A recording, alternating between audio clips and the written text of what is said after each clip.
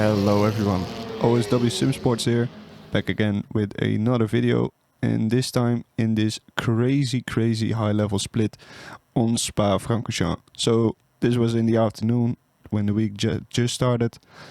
We had about 560 players queued up, and this was split 1. We had some crazy good players in the lobby like Nessa Hood, Pietro Belli, I think, some Italian guys who's really quick, and of course basic Ollie. As we get a decent start, we just look for the space, we don't want to crash, we don't want to have any issues in this race start. It's only 20 minutes, so people will be aggressive, but it's just important still to keep the car clean at the beginning of the race.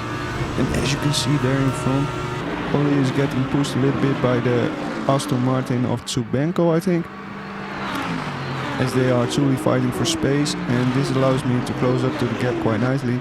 And as you can see, I'm just looking for space here, and look how close we are, because the Lambo ahead, the yellow one, that is basic Ollie. He started, I think, in 8th position, I started in 14th position, and by just having a good start, we closed the gap immensely. I think he is now in 10th position and we are in 12th position. Yes.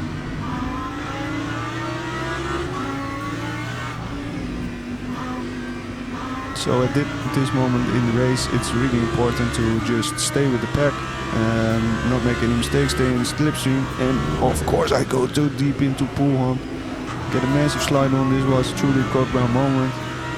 Of course the tires are still not truly up to temperature, they will be like 60-70 degrees or something, but not in their truly optimal range. But I was very lucky to be able to catch a slide, and as the pack is still very compressed at this point, it was only one corner to catch back up.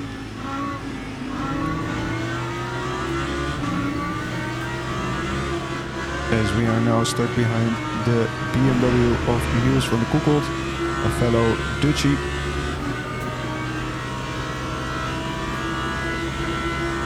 From what I have seen so far from him, he is also a pretty aggressive driver, but very respectful. He always gives the space, and so do I. So yeah, our racing generally is very good. And as I completely misjudged the braking distance, and I have to chuck it up on the inside of him. This was not intentional, but you know, you want to keep your speed up, so we have to share the space into the hairpin. And here you can see quite clearly what I mean. Like, he gives me plenty of space, I go close on the inside, we both have enough space. And as I just want to stay with Ollie and the pack ahead, I just leave and concede the position to Niels again, in order to not lose speed into Eau Rouge and Radio.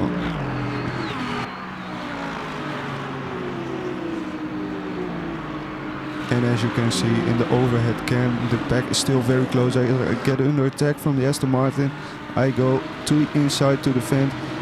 And as you can see, he goes a little bit wide. He went a little bit too deep on the braking, otherwise he would have most likely gotten the move done. But this time I hold on to my position.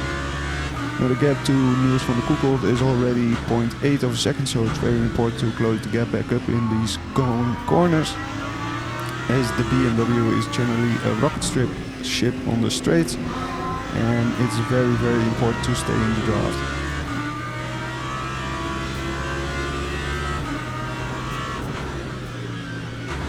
As this time we get a much better run out of Poolholm. You can see the gap is already quickly coming down. We are back to 0.5 again, which is acceptable.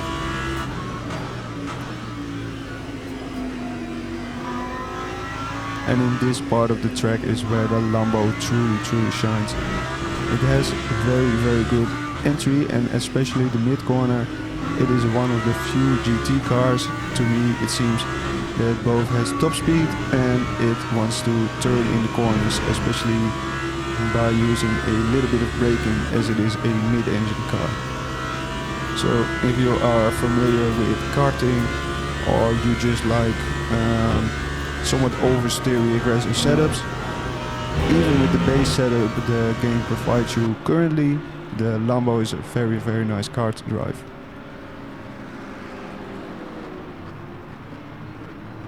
And as you can see from the amount of Lambos in this race, it is also one of the most competitive cars at this track.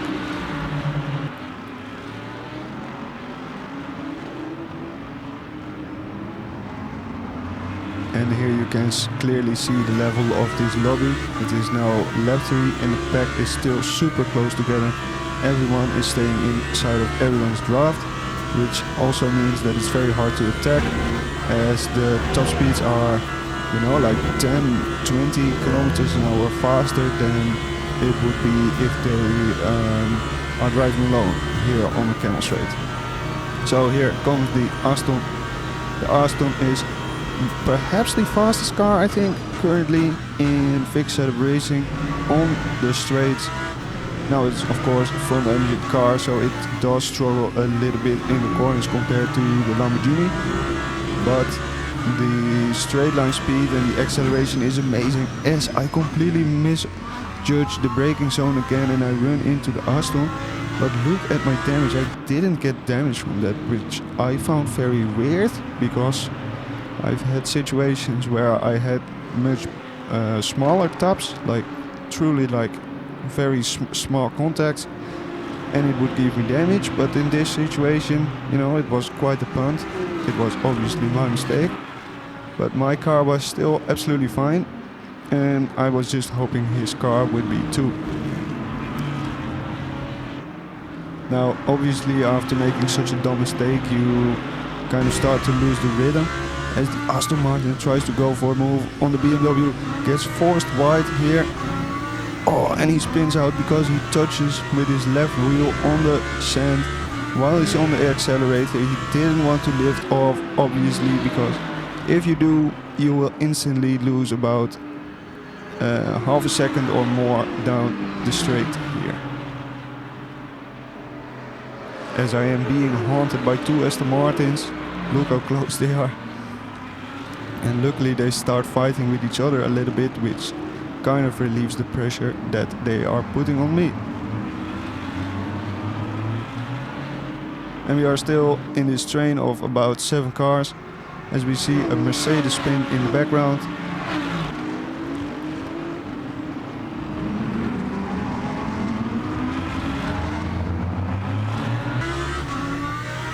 And Ollie and Niels van der Koekel have now put a small gap on me. As I was shaken a little bit by my accidents and you know, getting pushed this much by the Astons, it becomes very difficult to stay in your rhythm, especially in these type of lobbies, as you are essentially doing 10 quali laps in a row. And yeah, if you drive at this pace, you will obviously make like small mistakes. These small mistakes cost you a tenth here or there, and it will instantly lose your position, or you have to go defensive like I had to go here, which obviously means you lose a little bit of pace. But as you can see here with the data I was finding a lot of confidence here.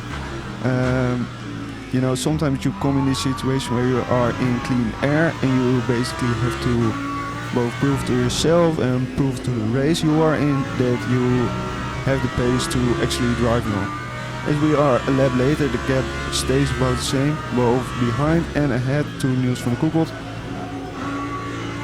And we are still trying to close the gap, and look at the delta. We are now truly pushing very hard, and as they are still very close in the pack ahead, in especially corners like this, Piff Pav, and the following one, they will lose quite a lot of speed because they will lose exit speed because they are so close together. So as you can see, like a few corners ago the gap was 1.5, now the gap is 1.2. So in the back of my mind I know, like, just keep pushing. The Astons are not really putting any pressure on me currently, so yeah, I was basically safe and I just had to close the gap here.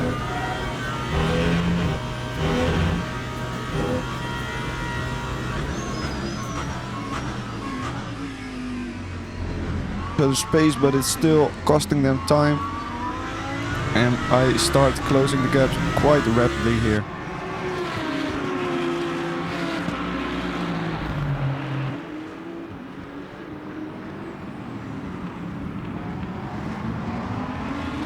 As into Eau Rouge Radion we go again with the pack as close as this.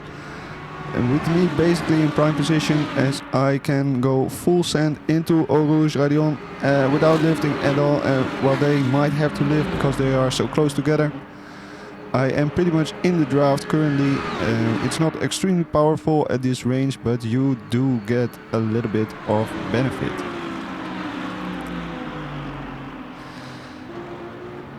As the Lambo and the BMW of Niels van der Koekel go side by side together. And he almost gets pushed off. Look at the speed they have to take off in order to make the corner. I obviously get the position on Mr. Hakenbrecht. And the BMW of Niels is still ahead of us.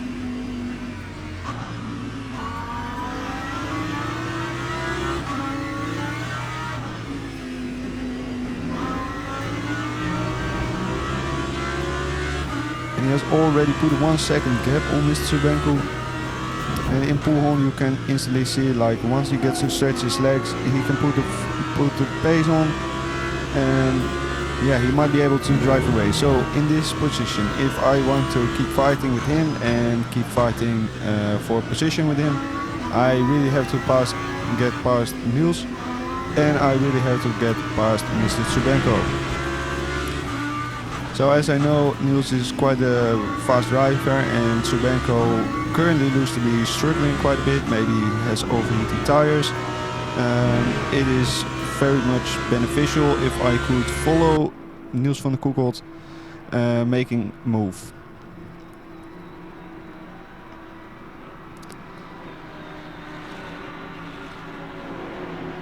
As the Lamborghini of Mr. Hakenbrecht behind is also very close, and you can see here I go drive a little bit defensive line. I take the middle of the road, and look there, Niels van der Koekel and Mr. Subenko struggling out of the bus stop, and Niels has to use the position as he has off track, but that means I'm basically side by side now. And we have a gaggle. Oh, and there goes Mr. Hakenbrecht. He sends it down the inside. I had no idea he was coming there. Luckily we didn't have any real damage or too much contact.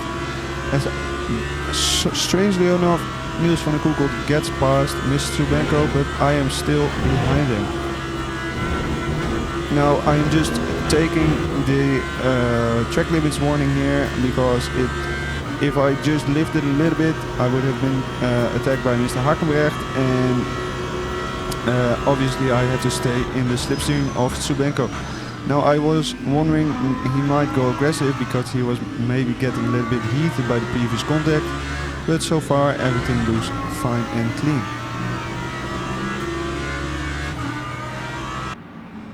As Hakenbrecht has a little look down the inside, and he gets the move done very cleanly. As you can see, I have to yield into no-name Jackie corner because he had his nose ahead, and while I was on the inside, you lose a ton of speed if you go down the inside together, because you have to brake a lot more, and thus you can coast a lot less speed into it. As I am now under attack by Mr. Bon in the Aston Martin, he goes side by side, but as I get a very nice speedy entry into the corner, I gain the position back. As Subenko, you can see he's really struggling now. Maybe he's getting a little bit heated, but Mr. Hakenbrecht is really piling the pressure on. So if I can get into his draft, perhaps we can just follow him and get back to Mr. Niels van der Koekel. As I am now side by side with Hakenbrecht. Oh, sorry, I mean Bon, the Aston Martin, and we go side by side. Oh, and he goes off track. He is ahead by a little bit, and I get instantly attacked by the other Aston Martin. But luckily, I am on the inside and I managed to slot it. So now back in 10th position. I lost the position there, which is no problem. It is just about staying with the spec, and whenever fighting occurs there are usually mistakes, and whenever there are mistakes I can take advantage of it.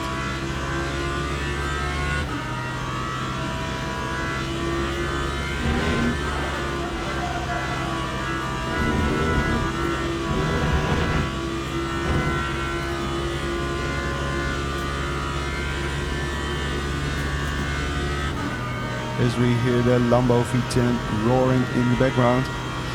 The gap is now 0.6, which is not ideal. It's a little bit out of the drag area, but as you can see, they are fighting, they are jostling for position, they lose a ton of time. I get a nice run on Bon here in the Aston. I go down the inside, basically the move that Hakenbrecht made on me the lap before that.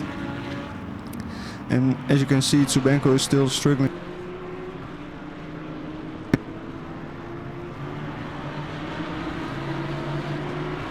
As I have basically nowhere else to go, I have to go onto the rumble strip, which of course lose you time, and he managed it to defend his position.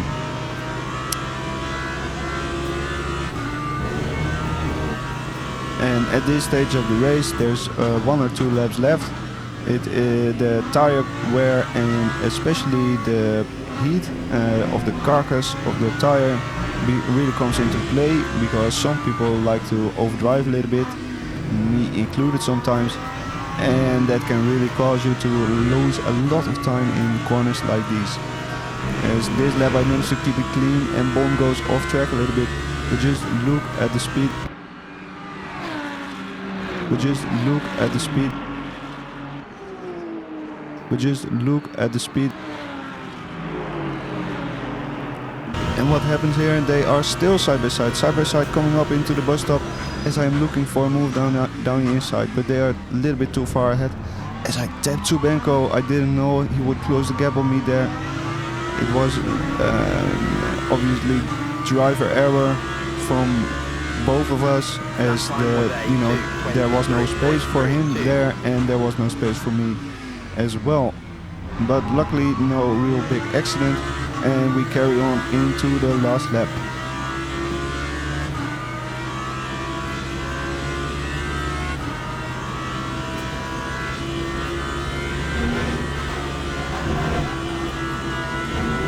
As we get a great run out of Radion, and Tsubenko has to make an off track in order to keep his speed up, but it will still have compromised him a little bit, so I thought.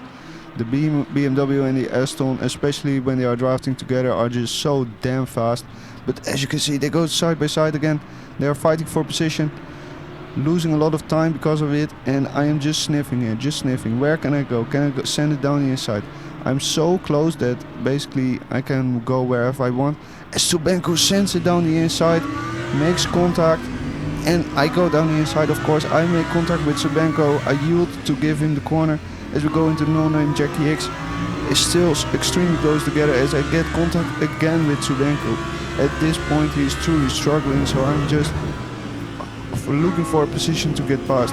As he goes wide into Poolhorn, and look, the door is open. I say thank you very much, blink the lights, say goodbye, I am going past. You cannot close the door on me again. And as we go into Piff Puff, I now have the 8th position.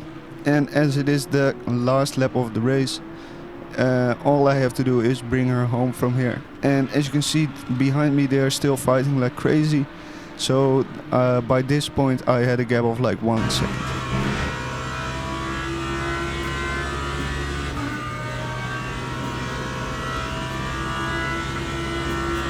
And if you look at the standings, 10 seconds ahead Mr. Fernell, and 7 seconds ahead Niels van der Koevoort.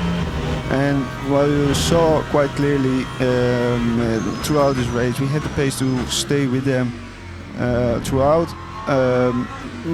Because of the battles we had, because of the small mistakes, the small accidents we had, we lost a little bit of time. We lost the pack, the contact with the pack, and as a result we lost a lot of time in the total.